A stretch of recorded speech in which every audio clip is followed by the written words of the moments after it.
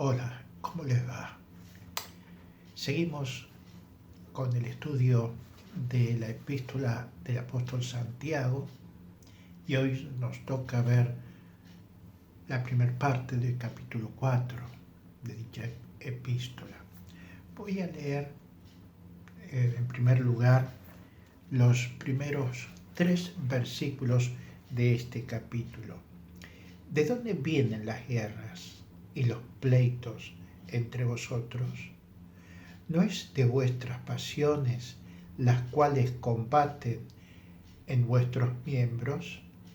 Codiciáis y no tenéis, matáis y ardéis de envidia y no podéis alcanzar, combatís y lucháis, pero no tenéis lo que deseáis porque no pedís. Pedís y no recibís, porque pedís mal, para gastar en vuestros deleites. Hasta aquí por el momento. Seguiremos luego con los demás versículos. El tema que nos ocupa en esta oportunidad es la amistad con el mundo. Y comienza, ¿no es cierto?, este capítulo hablando de guerra, hablando de conflictos, hablando de problemas en torno de la iglesia, de los hermanos, ¿sí? Entonces vemos allí que hay situaciones irreconciliables, ¿no? Y evidentemente todo esto repercute no solo en la iglesia como comunidad, sino también en la relación del individuo con Dios, por lo cual evidentemente está vedado a acceder a aquellas cosas que realmente son el fruto o la consecuencia de la gracia que Dios prodiga a su pueblo, a los redimidos por la sangre de Cristo. Y entre otras cosas me refiero muy específicamente a la oración. Fijémonos un poquito, ¿no es cierto? La iglesia allí, lo que allí muestra que puede suceder o que sucedía en aquella época, eran personas que vivían sus propias divisiones internas.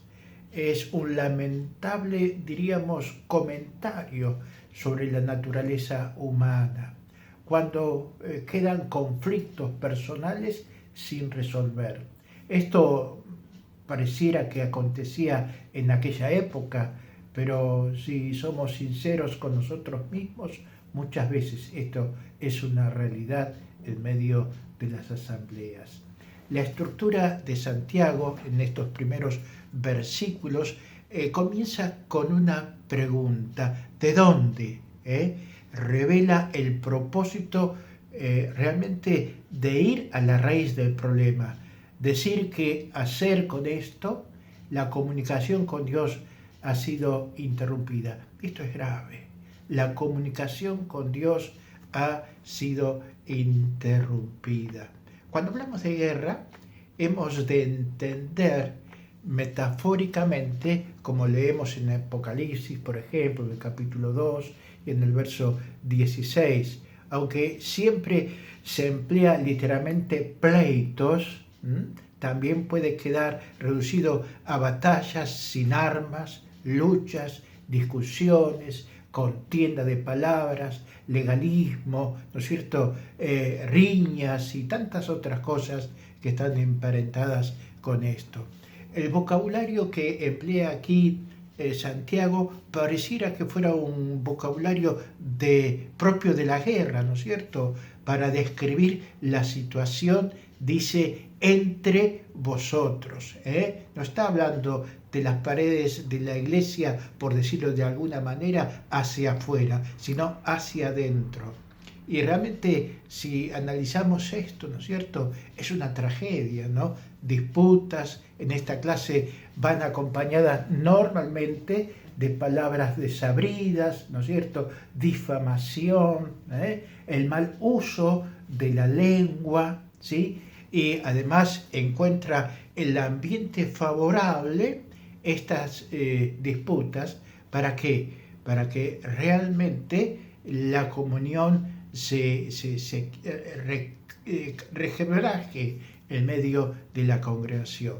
Santiago usa palabras hacia los pares de él, es decir, hacia los compañeros de la milicia, a sus hermanos en Cristo, para hacer que el asunto sea algo más inclusivo y acentuado en cada uno de los creyentes. Lo primero que notamos en el verso primero de este capítulo 4 es que allí el origen de las luchas dice guerras, pleitos, ¿no es cierto? Combatís y hacéis guerra. Y cuando nos hace esta pregunta, ¿no? El origen de estas luchas, las pasiones, ¿de dónde? Y no vienen de, quiere decir que esas pasiones se está revelando, ¿no? Que es la fuente de la disputa, mientras la redacción en forma de pregunta deja a los lectores la respuesta, es decir, las pasiones. La mejor traducción sería placeres, sentimientos o deseos egoístas, si quisiéramos citar el capítulo anterior y el verso 14. Pero la ubicación de las pasiones, ¿no? Estos placeres son una especie de combatientes en los miembros, dice también este libro de Santiago en el capítulo 1, versos 6 al 8. Pero el participio combaten deriva de una palabra que tiene que ver del griego, que significa ejército, una expedición militar con soldados yendo a la batalla. La carne indudablemente ama la guerra, y la arrogancia, el orgullo son instrumentos para ello. Deseos insatisfechos, dice el verso 2 de Santiago, ¿no? Que hemos leído, ya que dice de la siguiente manera: codiciáis y no tenéis, matáis y ardéis de envidia y no podéis alcanzar, combatís y lucháis, pero no tenéis lo que deseáis porque no pedís. Qué interesante, ¿no? Allí claramente nos va mostrando el perfil de lo que allí acontece. Lo primero que se destaca, dice, codiciáis y no tenéis, matáis y ardéis de envidia, no podéis alcanzar, combatís y lucháis, pero no tenéis lo que deseáis porque no pedís. Esa es la versión Reina Valera, por eso lo repito, porque quiero compararla con otra versión que tal vez nos ayude o nos clarifique un poquito más la idea, ¿no es cierto? Y es la siguiente, la que encontramos en la Biblia latinoamericana, ¿no? Es decir, que dice así: codiciáis y no tenéis, y aquí está la diferencia, por eso cometéis homicidio, sois envidiosos y no podéis obtener, y aquí agrega algo que destaco, por eso combatís y hacéis guerra. Es la solución que adoptaron bastantes estudiosos o expositores de la Biblia, a la cual también adhiero. El segundo problema que aquí encontramos es el verbo matar. Parece demasiado fuerte, ¿no es cierto?, para aplicarlo a cristianos, pero es decir, aquí el apóstol lo destaca, ¿no es cierto?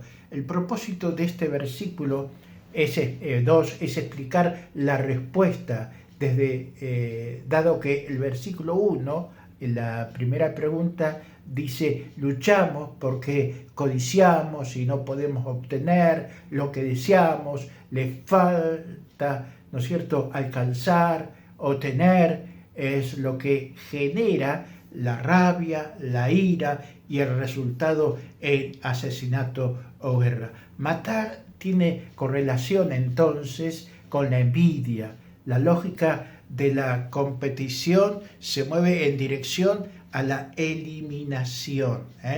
Y esto me hace acordar, ¿se acuerdan ustedes también, a lo mejor junto conmigo, cuando Jesús es sentenciado y Pilato, antes de lavarse las manos, hace esta pregunta, ¿no es cierto? ¿Queréis que os suelte al rey de los judíos? Porque conocía que por envidia le habían entregado los principales sacerdotes. Es decir, indirectamente estaban procurando la muerte de Jesús. ¿Quiénes? Los del mismo pueblo, los mismos sacerdotes, los mismos judíos, ¿no es cierto? Así que tiene una correlación muy interesante. Como este, hay otros ejemplos que podríamos citar en las Sagradas Escrituras, por ejemplo José y tantos otros, pero no queremos detenernos en estos puntos para no extendernos más de la cuenta. Así se llega a la motivación maliciosa para nuestras guerras. Matar, pues, hemos de entenderlo en el sentido figurado, ¿no? Como también ahí en Primera de Juan, en el capítulo 3 y en el verso 15, ¿quién no recuerda este texto, este pasaje? Dice, el que aborrece a su hermano es homicida, ¿se acuerdan? Pero hemos de quedar sobrecogidos por la profundidad del mal cuando entra en juego el odio hacia los otros. Pero esto no, es decir, recuerden que el tema que nos ocupa es la amistad con el mundo y hasta ahora no hemos llegado a ese aspecto. Y aquí encontramos, ¿no?, que primero de guerras, y esto repercute en otra área de nuestra vida espiritual, el problema de la oración. Allí en los versos 2 y 3, ¿no es cierto?, ha quedado claro que el deseo que produce estas trágicas consecuencias es el deseo frustrado. Esto lleva a una nueva idea. La razón para esta frustración está en el descuido o carencia de oración. No podemos dejar de olvidar o mencionar el hecho que una de las condiciones sine qua non que el Señor nos dejó con respecto a la oración era justamente que si nosotros no perdonamos a nuestros ofensores, por ejemplo, ¿cómo pretendemos que Dios nos perdone? Así que allí hay un estorbo sumamente gravísimo para nuestra relación y nuestra comunión con Dios. No hay excusa para nuestro papel en las guerras porque tenemos a mano esta mejor alternativa, es decir, la oración.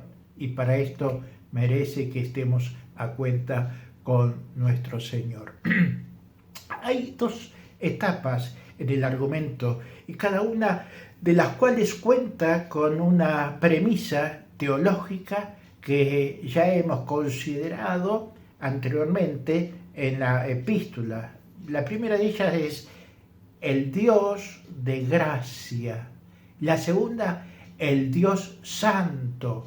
Y de las buenas relaciones con otras se pasa a las mejores relaciones con Dios. Es decir, si nosotros observamos la palabra de Dios y con temor reverente delante de Él y la gracia de Dios que se ha manifestado en cada una de nuestras vidas y somos conscientes o vivimos esa comunión íntima con Dios sabiendo que Dios es santo y requiere de nosotros la santidad necesaria para acercarnos con temor reverente delante de su presencia, entonces hemos de experimentar que el ejercicio de esas vivencias traen una relación ideal con nuestro Dios.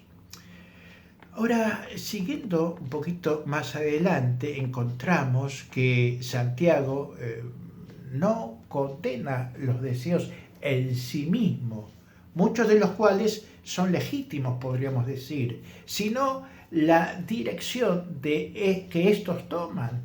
Métodos como los que aquí se narran demuestra una patente incapacidad para obtener las cosas debidamente.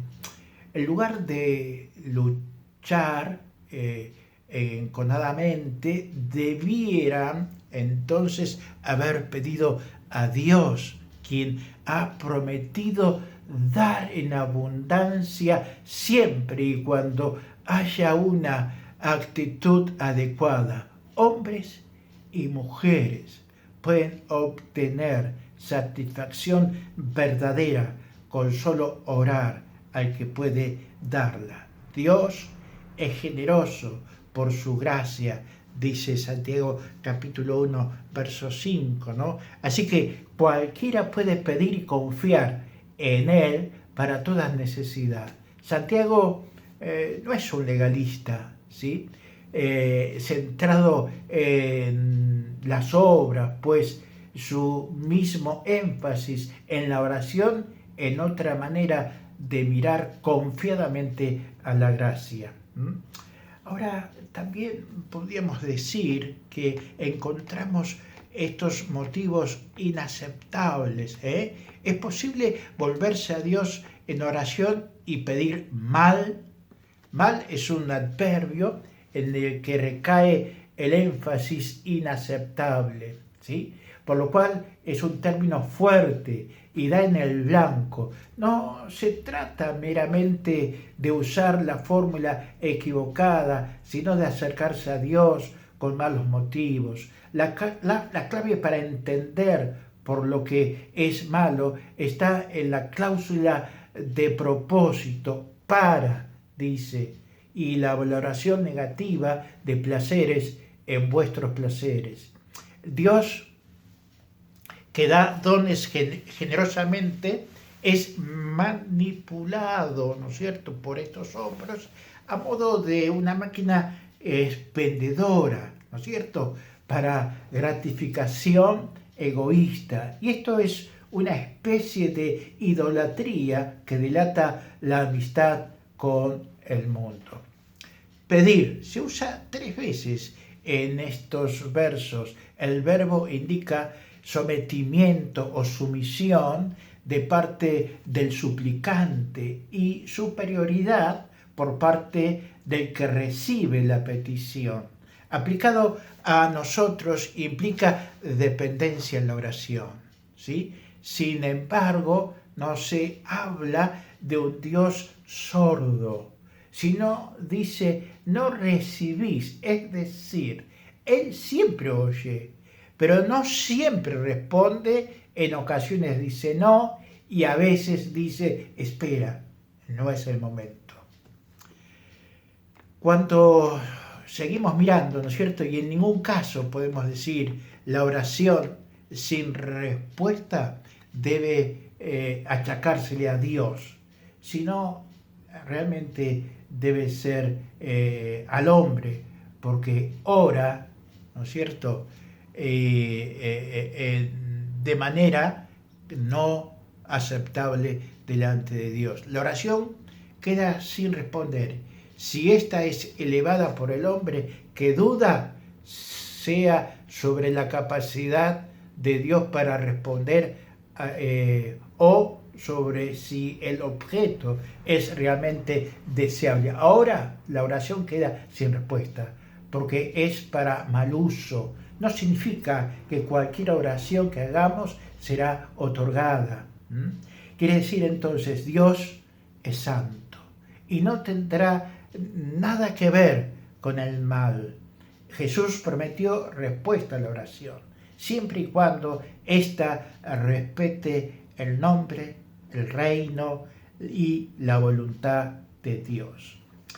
Veamos ahora los versos 4 al 6, que leemos seguidamente. Dice: oh almas adúlteras, ¿no sabéis que la amistad del mundo es enemistad contra Dios?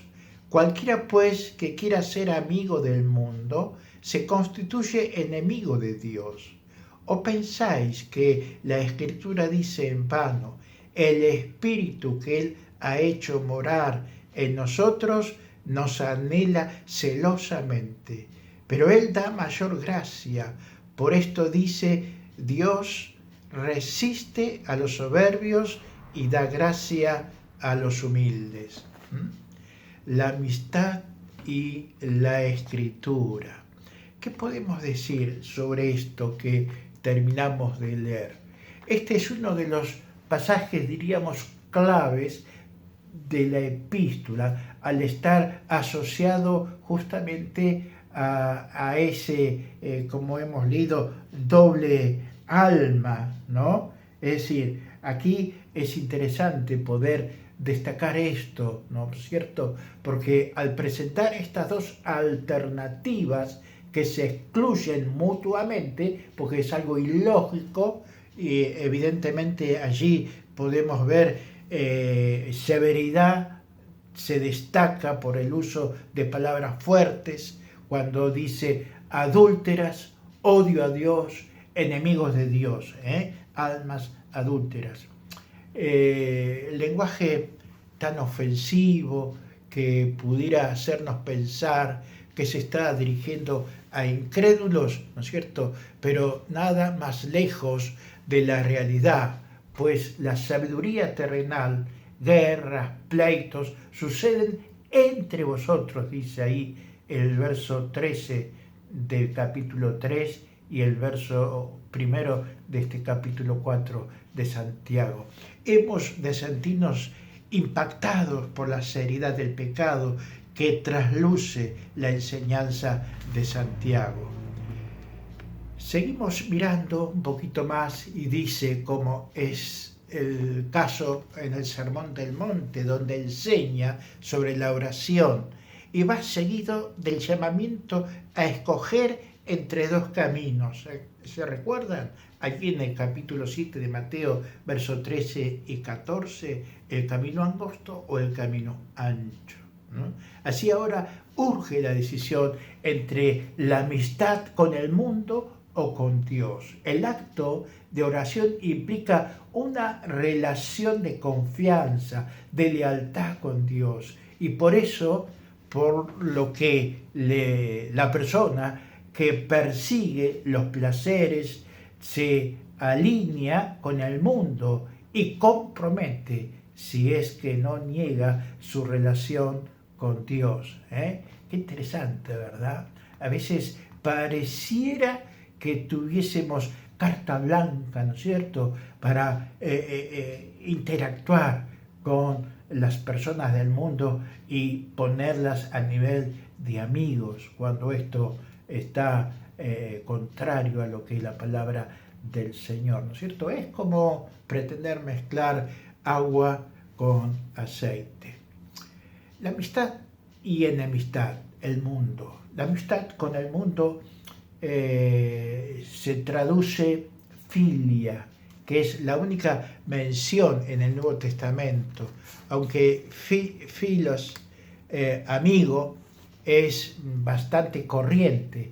Ambas palabras se derivan del verbo fileo, amar, tener afecto, incluso besar como manifestación de afecto, es decir, supone una posición afectiva que implica conformidad con los principios y los propósitos del amigo en cuestión de este caso, el mundo, en este caso el mundo.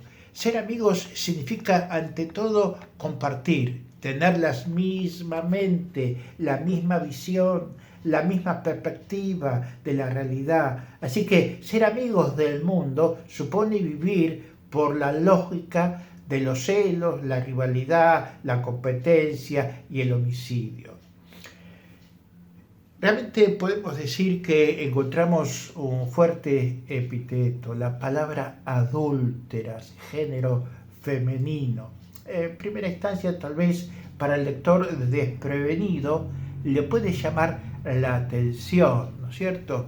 Y debe entonces entenderse de la siguiente manera, ¿no? ¿Por qué dice adúlteras? No está refiriéndose a mujeres, está refiriéndose a los miembros de la iglesia.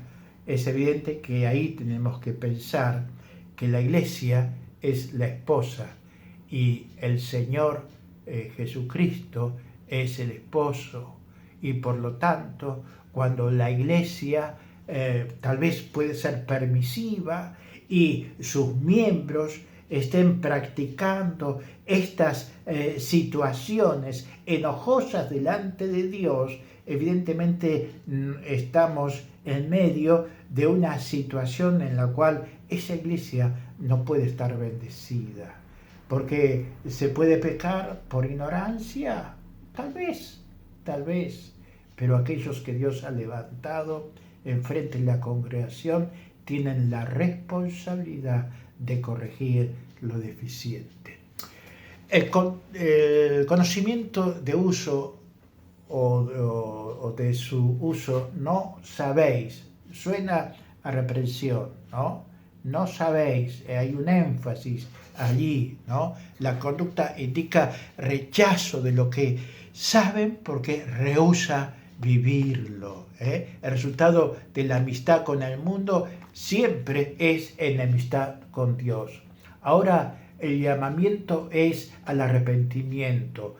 Es decir, Santiago nos sugiere, ¿no es cierto?, a los que quieren ser amigos de todos, cosa no permitida. Esto es lo que significa adulterio. No se puede abrazar a Dios y al mundo al mismo tiempo. La amistad con el mundo aleja del modelo de Abraham, el amigo de Dios. Todos los que aman el mundo son enemigos de Dios, sea que entren o no a la iglesia. Allí, obviamente, nos estamos refiriendo, ¿no es cierto?, tanto a los que son miembros como a aquellos que aún están en el mundo y aman al mundo, por ende son enemigos de Dios, hasta tanto no les resplandezca la luz del Evangelio y puedan entender que deben renunciar al mundo para recibir a Cristo. Las Escrituras no nos hablan en vano. El verbo saber implica que los lectores, me refiero a los lectores de la epístola, conocen este hecho, admite una sola alternativa.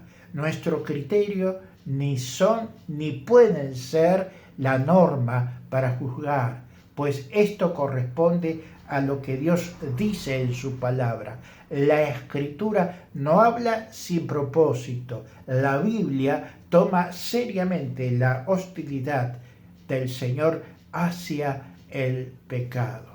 Es la enseñanza la escritura, que vemos en las Escrituras, como en todo lo que apoya la verdad. Del versículo 4, es bíblico que el hombre no puede amar a Dios y al mundo al mismo tiempo, como también, ¿no es cierto?, no puede salir de una misma fuente agua dulce y agua amarga.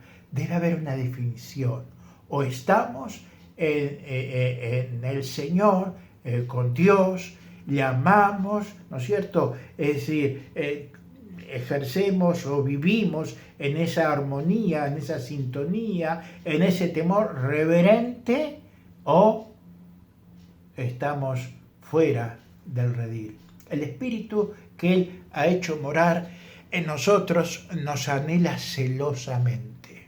Además, hay mucha referencia en el Antiguo Testamento a los celos de Dios por su pueblo. Por lo tanto, su rechazo de cualquier asomo de infidelidad conyugal que éste practique, la idea, ¿no es cierto?, como por ejemplo podemos ver en Deuteronomio 6:15, la idea principal es que Él mora en medio de ellos por su espíritu y no puede tolerar a otros rivales.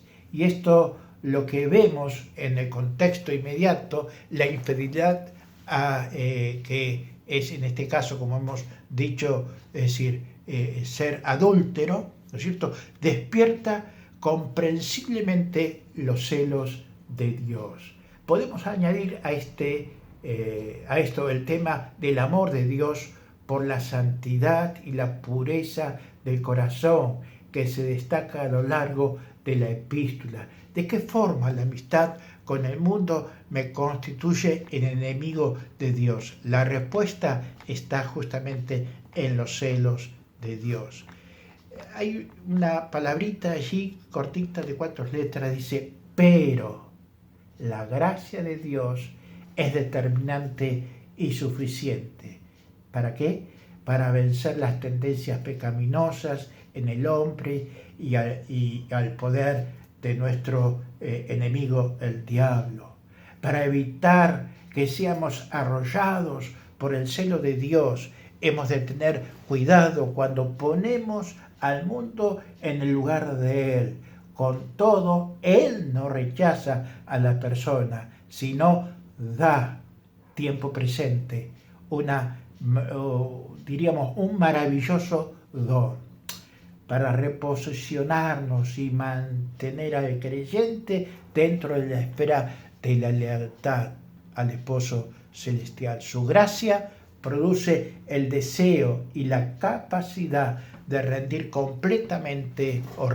completamente al amor de Dios y servirle de todo corazón para restaurar la comunión dentro del pueblo de Dios. Esto es que significa su amistad para los creyentes. El don divino es superior a cualquiera de los dones del mundo, siendo un sentido que se busca la amistad con Él cuando el hombre se vuelve al Señor.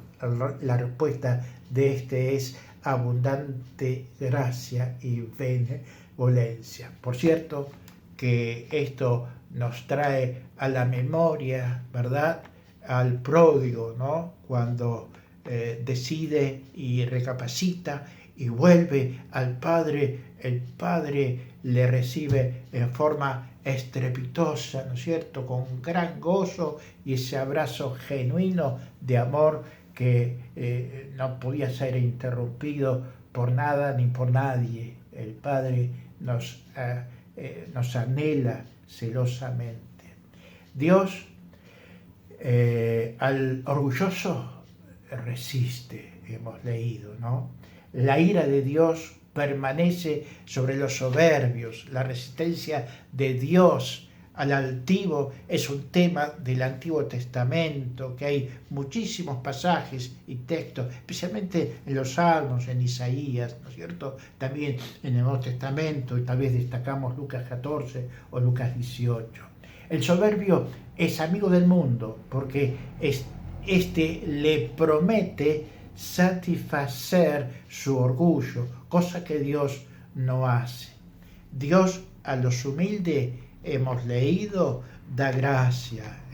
El humilde puede referirse a los que ya practican lo que Dios quiere, o lo que convencidos del pecado se humillan, arrepienten y se someten a Dios. Más concretamente es el pobre piadoso, ¿no es cierto?, que espera la liberación de las pruebas y entra al reino y es paciente para esperar al Señor.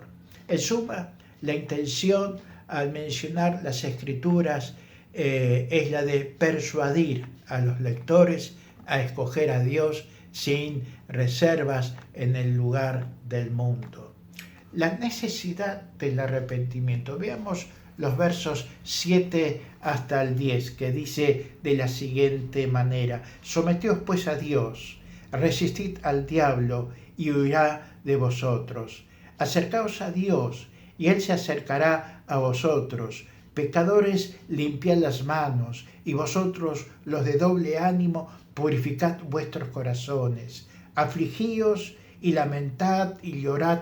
Vuestra risa se convierta en lloro y vuestro gozo en tristeza. Humillaos delante del Señor y Él os exaltará.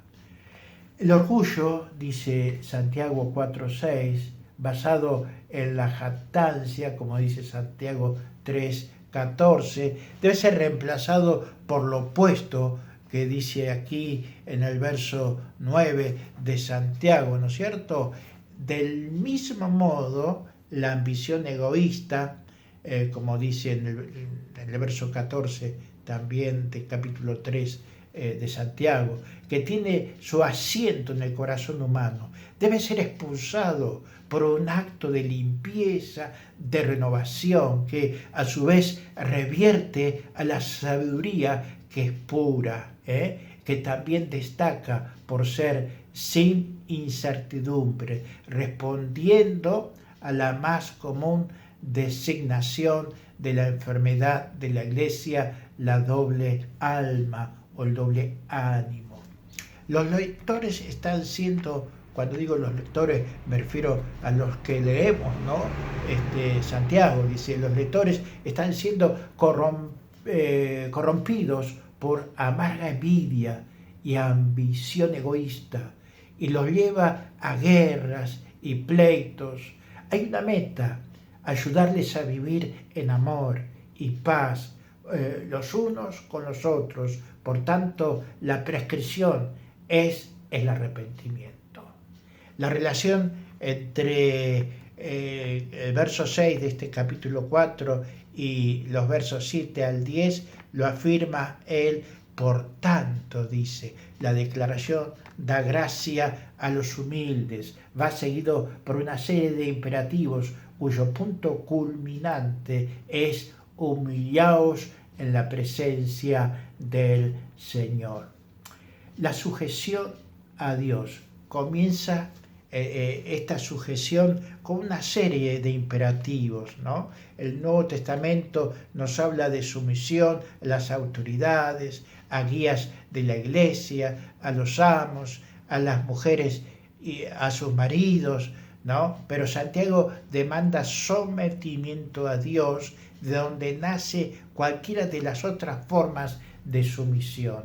La sumisión en las diferentes esferas de la sociedad supera al mero deber cuando se hace por causa del Señor. Someteos es un verbo compuesto cuyo significado es bajo orden, es decir, la demanda es a ponerse bajo autoridad, ocupando el orden que les pertenece. Esta subordinación es voluntaria, pues Dios no desea la obediencia obligada. Es un reconocimiento deliberado a la supremacía del Señor en sus vidas. Esta sumisión es vital para curar la comunidad, ¿no es cierto?, de la iglesia. La sumisión entonces resiste y se acerca. Resistir, dice, tiene un sesgo, diríamos, militar, como decíamos al principio, ¿no? Cuando hablamos de las guerras y demás. Nos adentra en la guerra espiritual, ¿sí? Se alude a la enseñanza sobre la enemistad de Dios con el mal y la decisión que este hecho reclama de nosotros. Dios resiste al soberbio. Ahora nosotros resistimos al diablo. Nos ponemos contra deliberadamente. El diablo es el que influye en este mundo y se opone al reino de Dios, ¿no? De más está decir, ¿no?, de la armadura que cita Pablo en el capítulo 6, ¿no?, la cual debiéramos estar vestidos cada uno de los hijos de Dios. La intención del diablo es separar a Dios del hombre, y al creyente se opone a dicha separación. La resistencia implica el ataque espiritual y la lucha para rechazarlo. Cualquier actitud de consagración a Dios nos adentra en el conflicto y el orgullo, favorece los planes diabólicos, porque con ellos puede frustrar los planes de Dios. Así que un creyente soberbio y mundano es más útil para el diablo que para el ateo o el pagano. La consecuencia directa de resistir al diablo es que éste huirá. La consecuencia directa de resistir al diablo es que éste huirá. Este segundo verbo es un futuro condicional. Haced esto y ocurrirá esto otro. Cualquiera puede ser el poder de Satanás. El creyente puede estar seguro de que Dios puede superar a este oponente. La victoria de Jesús sobre el diablo alcanza su culminación en la cruz, cuando se le enfrenta con la armadura espiritual. El diablo reconoce su derrota y huye. Cristo fue tentado y venció. Nosotros hemos nacido de nuevo y somos guardados por Él, por su palabra, por su presencia en cada uno de nosotros. Dios se acerca en perdón, gracia y protección. El diablo huye, Dios se acerca. Este contraste está admirablemente expuesto en la parábola del hijo pródigo. La sumisión reclama sincera purificación. La manera de acercarnos a Dios, los imperativos limpiad y purificad, sinónimos que combinan con renovación externa, manos, o interna, corazón. Dios mora en una esfera de santidad, por lo que acercarse a Él demanda purificación. Por las manos las ofrendas son ofrecidas. El corazón es el asiento del pensamiento y la voluntad de los afectos y decisiones y constituye la fuente interna de nuestras acciones. Por eso el corazón puro es el símbolo de una relación normalizada con Dios, como dice el salmista allí en el capítulo 51, en esos 12 versos memorables. La referencia a la doble alma o doble ánimo es lo mismo que adulteras. Son los que buscan un compromiso entre el bien y el mal, Dios y el mundo. Esto les falta la sencillez divina, ¿no es cierto? Y por ello es pertinente la purificación de los corazones. Para Santiago, la doblez significa, ¿no es cierto?, la presencia o la esencia del pecado. La sumisión incluye un verdadero arrepentimiento. No es mero remordimiento por equivocaciones cometidas, sino aflicción verdadera, llanto y lamentación por el pecado. Los tres verbos en orden nos proveen una vivida dicción, el estado de miseria y o desgracia afligidos, la gran tristeza expresada en el llanto, lamentad, y la amargura y vehemencia del llanto, llorar.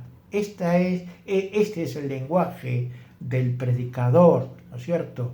Es decir, el mensaje del Evangelio, de su mensaje de arrepentimiento. El juicio está viniendo, por tanto, llorad ahora, para no que lloréis luego, ¿no es cierto? La tristeza profunda no se puede esconder, de ahí el lamento, y el resultado son las lágrimas. Humillación y exaltación. En la presencia del Señor, donde vemos las cosas en la debida perspectiva, las opiniones forjadas por uno mismo o por otros, a menudo acaban en desprecio o hinchazón de uno mismo.